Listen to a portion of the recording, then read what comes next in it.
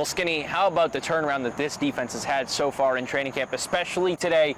DJ Turner was all over the field. Yeah, I mean, 5 pass breakups. And that's hard to do in a normal practice if you're going against the 2s or 3. I mean, I don't even know if defenses as a whole have 5 pass breakups in a given practice. He had 5 on his own, and he wasn't the only defensive back. I mean, they've all been doing it all camp. You had Dax Hill with an interception off of a tip ball from Demetrius Knight, the linebacker. You had Barrett Carter yesterday, the linebacker, tipping a ball in the red zone. I mean, so that's 2 linebackers making plays on balls in the last couple of days. But DJ Turner today was spectacular, and that came on the heels of it. I mean, honestly, I'll just be blunt. The practice he had yesterday was just awful. I mean, it always looked like he was 2 steps behind a receiver, never was close to receivers no matter what route was being run. And today it was the complete opposite.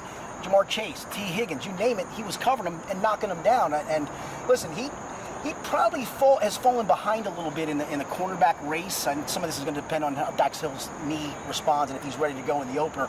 I talked to Chuck Burks the other day, and Chuck said, I do need to see a little bit more out of him. He needs to be more consistent. And this isn't consistent what he did, right? Because he had one bad day, one good. Now stack a good on top of it. He talked about starting to stack some good practices. I don't think he was talking about stacking today on top of yesterday's. Maybe today's the starting point of the stack, and you stack them moving forward. But hey, I mean, this cornerback room, which still has a question mark because, you don't know, is Dax Hill's knee going to be ready to go? Where's Josh Newton fit in play? Because he's had a really good camp. DJ Ivy's had a nice camp. And then you look at DJ Turner and thought, okay, where does he fit in all of this mix? Cam Taylor-Britt obviously didn't practice today because he's dealing with a hamstring issue, but he's a definitive starter. And so DJ Turner's fighting for a starting spot. And to me, it's not just that. I mean, in the NFL, especially at cornerback, you're not going to have 3 guys, the 2 outside guys and the slot guy, all play every snap of the season. You got to have rotational pieces, you got to have depth pieces, and you got to have those depth pieces being good. What he and DJ Ivy, who would be the backups if you probably started the season today, have allowed you maybe to get some snaps off of Dax Hill. Maybe Dax Hill plays 50-50 snaps with a DJ Turner in the opener, but you need to have DJ Turner play well. On today, he played well. Well, and you brought up him stacking days from here on out. I don't know how he stacks that high, yeah. Maybe a little bit lower than what he did today, right. Because this was about as good as it gets for a day for a quarterback. Want to get a look at the linebacker room as well. You brought up Demetrius Knight, that pass that he tipped Barrett Carter as well. What have you seen out of these young guys so far in camp? They seem to be exactly where they're supposed to be, right? I mean, Barrett Carter doesn't tip that pass if he's not where he's supposed to be. And again, that was against Joe Burrow yesterday when he did that. Demetrius Knight has just, it seems like every time you watch a play unfold, run play, pass play, he's where he's supposed to be. Today, tipped the pass that was intercepted by Dax Hill. You're not doing that. And that was against Joe Burrow in a 7-on-7. I will say Joe has not thrown a pick, I don't believe, in 11-on-11s yet. He's thrown a couple in 7-on-7 sessions. So this was one in 7-on-7, but he got a piece of it, deflected it. Those 2 guys, I think, have played really, really good football to this point. And, Demetrius Knight, as it stands right now, if the season started today, he'd be starting alongside Logan Wilson. And I think he's probably shown that he's more than capable of doing that. And that's been a good sign. And, I don't want to leave Warren Burks out of the mix, the veteran they signed from Philadelphia. He hasn't flashed, but it doesn't seem like he's been out of position either. He's been where he's supposed to be. And I think that's a big, big thing. You've got some new, fresh legs in that linebacker room, and they needed it. You brought up Demetrius Knight, of course, talking about him, and there was a little scary moment on that last play of the day where he went down. Trainers looked at him for a second, then he walked off. I spoke with him after practice, said just got the wind knocked out of him, got his breath back a little after that. So if you remember on that play, that might have been actually a DJ Turner pass breakup to T. Higgins down the field. On the deep ball down the sideline. T stayed on the ground for a second, and the place went silent. I thought, oh no, T got hurt. Yep. And so where we were standing, none of us realized we were watching T. I'm like, well, he's okay. And I'm like, oh, it's still awful silent in here. And then we looked up and saw they were working on somebody. Turned out to be Demetrius Knight, and he was down for a bit, right? And when you get the wind knocked out of you, it can be scary, because then you start seeing players taking knees, teammates taking knees around him. That usually signifies a significant injury. He got up, walked off, actually had his helmet on when he walked off, and if something real serious would happen, they'd take his helmet away, even though that was technically the last rep. The very last rep, though, was Evan McPherson trying to bomb one home from 62 yards out.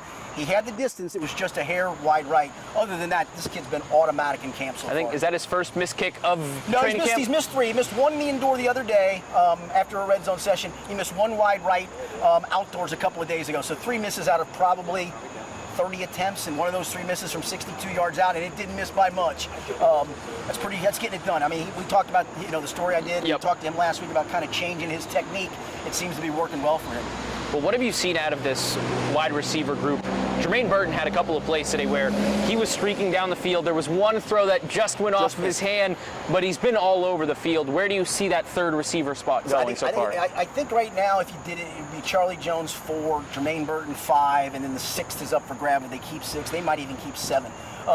Jermaine Burton has done everything and then some. He made a contestant catch, I don't know if you remember today. It was in traffic. He actually, I can't remember who the DB was. He had his hands on the ball about the same time Jermaine did, and Jermaine ripped it away from him to complete the catch. He's been in the right spots.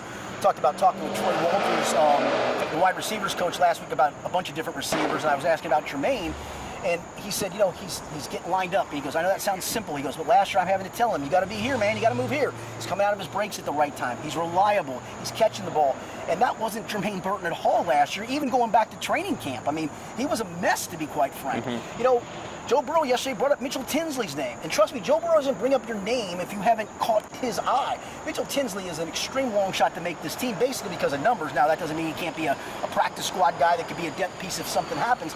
But it's a deep room. I mean, Jordan Moore, the kid from Duke, has shown up and made some plays. Jamoy Baines from UC has made some plays. Isaiah Williams, who I think is, push came to shove, is probably the 6th of the 6 wide receivers in the minute. He's made some plays. I mean, you can go down the list. It's Kendrick Pryor's made plays. It's not been just Jamar Chase, T. Higgins. That wide receiver room's deep. I think it's going to be a tough time for them to make that final roster decision on that group. And it's not just the wide receivers that are going to be catching passes this year.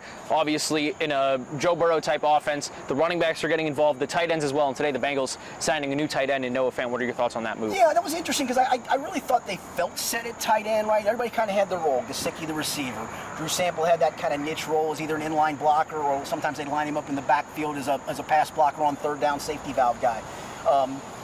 Cam Grandy showed flashes last year. I mean, Cam Grandy started 5 games. He didn't play a lot of snaps in those 5 games, but he did start 5 games as a second tight end because as a blocker. And Tanner Hudson's proven to be reliable, so somebody's the odd man out. I do think they're trying to find a guy that filled the Eric Hall role, a guy who you could say he's a 3-down tight end. So when he's on the field, it doesn't just mean we're going to run it, and when Gesicki's on, it doesn't mean we're just going to pass it. You can put both those guys on the field together. Gesicki more of the receiver. Noah Fant more of the inline guy who then will run routes as an inline guy. I think they were looking for who can be the Eric Hall guy if we need him, and I think that's probably Noah Fant. I mean, 6 years in the league, 3 years with Denver, 3 years with Seattle, averages about 50 catches a year. He's not going to be a guy, if you were going to draft a fantasy football team, he probably wouldn't be in your top 15 of tight ends over the last few years, but he is a reliable guy on a team that already has enough weapons that the old saying is, the guy you bring in, you're just trying, whatever part of that roster, you're just trying to get another good player. And I think they got a good enough player in Noah Fant. Bengals fans are going to like to hear that. And Bengals get the day off tomorrow before going into Paycor Stadium for their first in-stadium practice of the year. Those are always cool. It used to be, that's when they used to do the inter-squad scrimmage. They don't do the inter-squad scrimmage anymore. It's kind of special teams heavy now, but it's the nighttime. There's a little different buzz because you're in the stadium. Fans, I think, have a different buzz. You're probably not going to see a whole lot of fans. You're going to see a lot of special team stuff, but it's in the stadium. It's still cool, and it's a night practice that probably is just a nice change of pace for them. Looking forward to it. Should be a good one.